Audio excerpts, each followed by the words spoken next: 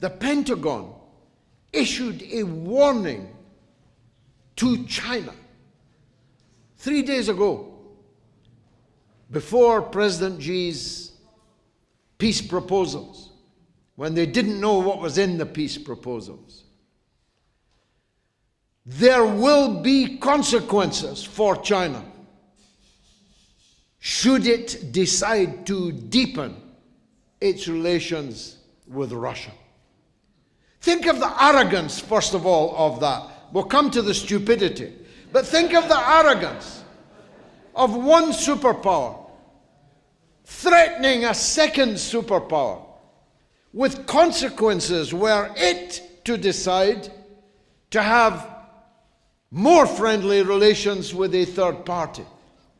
The sense of exceptionalism you must feel to think you're entitled to do that, to think you're entitled to warn other countries who they can be friends with. But let's turn to the stupidity of it. You know, from Richard Nixon and Henry Kissinger onwards, it was the policy of the United States to keep Russia and China as far apart as it was possible to keep them, and if possible, to keep them at each other's throats. In the last few years, the policy of the United States and NATO has made Russia and China virtually one country, certainly militarily and economically one country. And now they think China is going to obey orders from somebody called Antony Blinken. The days when China could be ordered around by foreigners is over.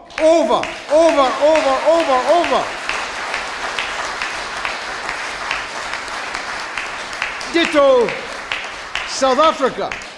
South Africa was warned, why are you having joint naval exercises with the Russian and Chinese navies? As the leadership in South Africa pointed out, when you Western colonialist countries were supporting the apartheid dictatorship in South Africa, the only countries that stood with us were Russia and China. And you want us to consider them our enemies? I'm so old, I was there.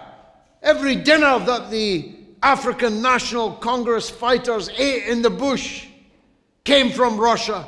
Every uniform they had, every gun that they carried, every international initiative, campaign that they were able to mount to bring about the freedom of South Africa came from the then Soviet Union and from China. And now you want South Africa to be an enemy of Russia and China? Are you crazy?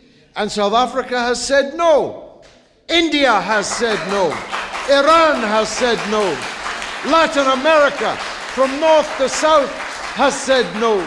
Asia has said no. The Arab worlds, even the Saudis and the kings and the sheikhs in the desert have said no. The world is not against Russia and China. Don't imagine you speak for the world.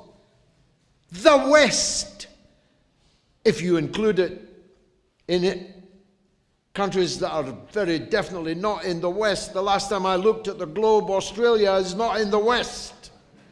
New Zealand is not in the West. But even if you allow them to call themselves the West, is 13% of the people of the world.